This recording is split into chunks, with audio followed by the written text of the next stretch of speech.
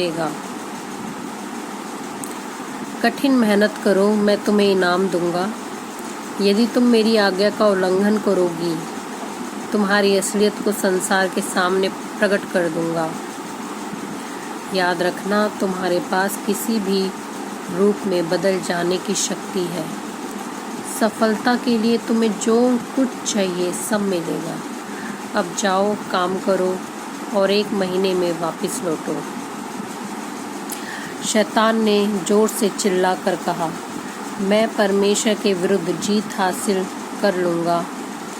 वे सुंदर स्त्रियाँ पृथ्वी की ओर जाने लगीं।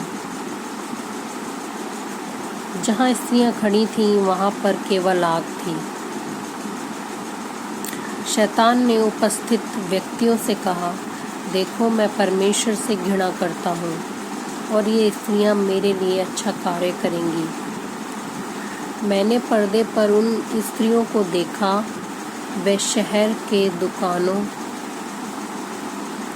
गिरजाघरों और शराब के अड्डों में बुरी योजनाओं को पूरा करने जा रही थीं। ये बुरी आत्माएं थीं जो पृथ्वी पर जाने के लिए छोड़ दी गई थीं, किंतु लोगों को इस विषय में जानकारी नहीं थी कि वे दुष्ट आत्माएं हैं।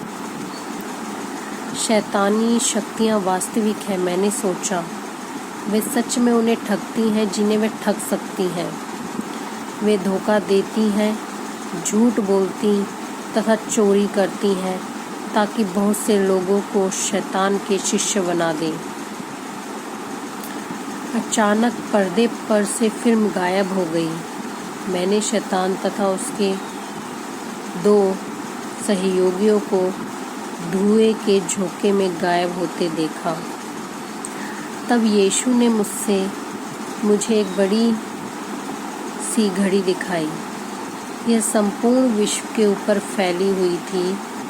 इससे टिक टिक की आवाज़ आ रही थी। घंटे की सुई 12 बजे की स्थिति में आने के लिए बढ़ रही थी और मिनट की सुई तेजी से चक्कर लगाती हुई 12 से 3 मिनट पहले रुक गई।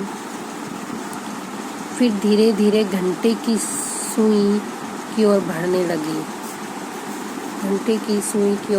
लगी। मिनट का कांटा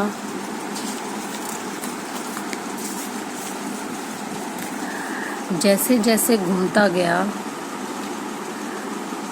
टिक टिक की आवाज़ तेज होती गई, जब तक कि संपूर्ण पृथ्वी पर उसकी आवाज़ नहीं पहुंची। परमेश्वर की आवाज़ उस समय सुनाई दी जो तुरही की आवाज़ के समान थी। लगा जल बड़े शब्द से गिर रहा हो। सुनो कि आत्मा कलीसियाओं से क्या कहता है। उसने कहा, तैयार हो जाओ, जिस घड़ी तुम सोचते भी नहीं मैं फिर से आऊँगा।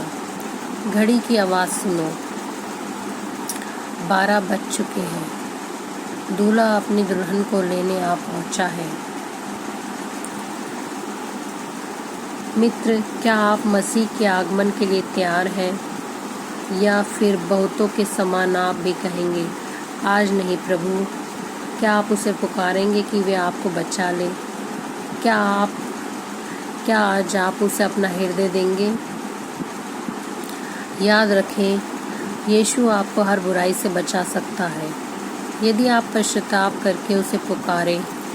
अपने प्रियों तथा परिवार के लोगों के लिए प्रार्थना कीजिए कि वे मसीह के पास आ जाएं।